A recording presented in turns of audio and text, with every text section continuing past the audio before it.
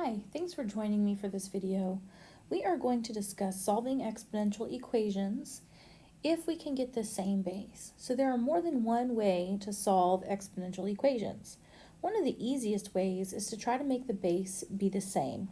If this is not possible, then you'll have to have another method or approach to try to solve your exponential equation. So first of all, an exponential equation is an equation in which the variable is in the exponent. So you will see in this first example, I have 2 to the x equals 2 squared. Since the x is in the exponent, this would be considered an exponential equation. If you know that 2 to the x is equal to 2 squared, well, you can see that the bases are both 2. The only way those can be equal is if x right here, this x, is 2, because 2 squared is equal to 2 squared. If you plugged something else in for x, like let's say a 3, 2 cubed is not equal to 2 squared, right? 2 cubed is 8, and 2 squared is 4. That's not the same. The only way that those can be equal is if these exponents are the same, since the bases are the same. So whenever you can make your bases be the same, it's like they're undoing each other. They're going to cross out, and you can rewrite an equation. So you can write an equivalent equation, x equals 2. You're just taking the exponents and setting them equal to one another, as long as the bases are the same. So we're going to use this idea for the rest of the examples on this video. Let's look at number 1. Number 1 is 4 to the x is equal to 64. So it's clear that these aren't the same bases. I have a 4 on the left and then the 64 to the first power on the right, but I want them to be the same. So what I want to do is look at my largest number and see if I can write it as the smaller number to a power. So is 64 4 to a power? So if you're not sure, you can just start multiplying. So 4 times 4 is 16, times 4 is 64. So 4 cubed is the same as 64. So I can rewrite 64 as 4 cubed, and I can just bring 4 to the x down. Since we have the same base, that means that the exponents must also be the same. So x must be equal to 3. And that's the answer. Let's look at number 2. So on the left-hand side, we have one exponential, and on the right-hand side, we have one exponential. So we want to see if we can get the bases to be the same. The base on the left-hand side is 5, and the base on the right-hand side is 5. Those are already the same, which means they undo each other. We can write an equivalent equation. So x plus 2 is equal to 3x minus 8. So the solutions to this equation will also be solutions to that original exponential equation. So we can just set the exponents equal to one another and then solve this simpler equation. So I want to get my x's on one side, so I'm going to subtract 3x from both sides, and I'm going to move my constants to the other side. When I do that, I will get negative 2x is equal to negative 10. And then I would divide by negative 2. So x equals 5. So 5 is the solution to that exponential equation. Let's look at number 3. So for number 3, I want to try to make my bases be the same. So on the left, I have a 16 as the base, and on the right, I have a 4 as the base. So can 16 be 4 to a power? It can, right? 16 is 4 squared.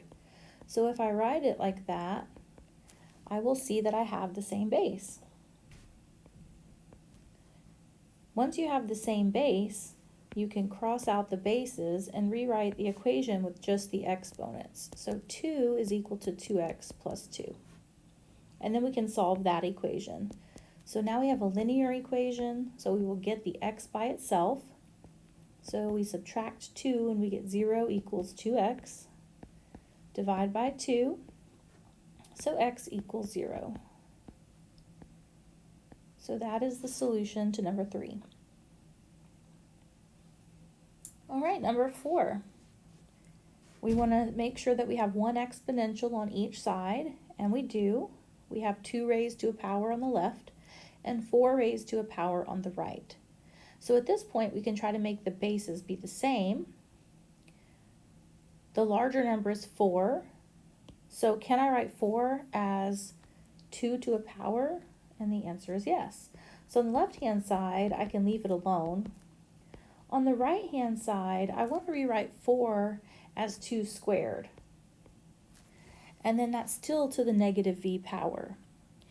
Remember we had the power rule, so you can multiply exponents together if they are both applied to the same base.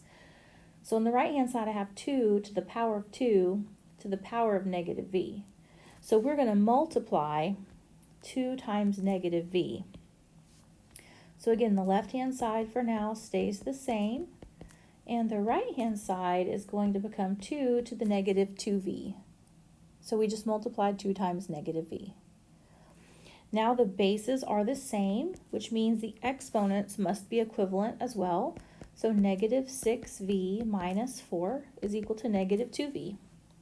Again, we're left with a linear equation. So I'm going to move my v's to the left by adding to the right by adding 6v. So I will get negative 4 is equal to 4v. And then to finish, I can divide both sides by 4. So that'll give me v equals negative 1. And that's the solution to that one. So again, if you can make your bases be the same, you just continue to work it out through there. You make the bases be the same, cancel out the bases, rewrite the equation with exponents only, and solve. Number 5 and number 6, notice that one of the bases on each of those is a fraction.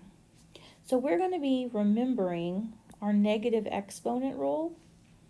So if you remember, we could say like a to the negative m would be equal to 1 over a to the positive m. And so using that in reverse, if we have a fraction that we want to become a whole number, we can just change the sign of the exponent. So this 1 over 81, I could rewrite as 81, and right now it's to the first power, so when I move it up, it's going to become to the negative first power. So I can rewrite that fraction as 81 to the negative first, and that will make it not be a fraction anymore. And now I want to see, can I write 81 as 3 to a power? So if you do 3 squared, you will see that that's 9. 3 cubed is 27. 3 to the 4th power is 81. So 3 to the 4th power is 81.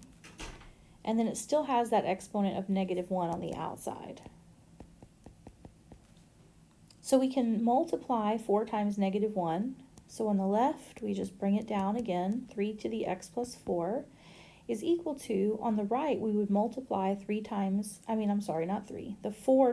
negative 1. So the 2 exponents. So we would get 3 to the negative 4th power. The bases are the same.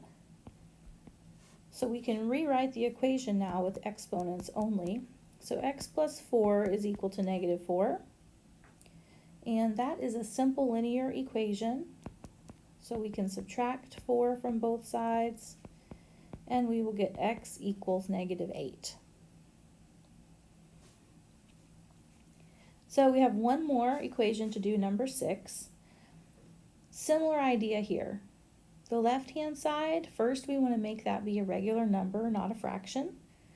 So the 1/5 I can rewrite as 5 to the negative first power.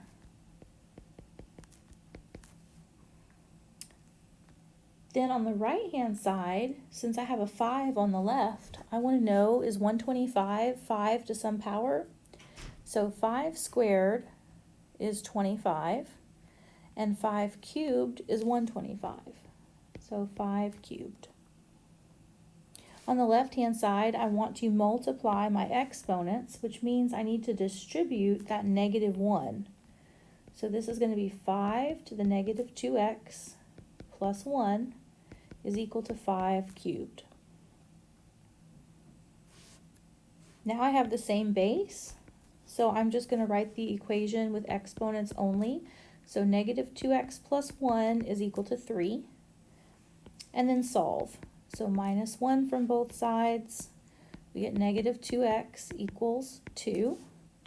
Divide by -2, so x equals -1. So I will have another video explaining what to do if you cannot make your bases match, and that's pretty common. So this is kind of a special scenario where you only have one exponential on each side of the equation, and you can make the bases match so that this works out. Again, if that doesn't work, there is another method, and I will have a video explaining that.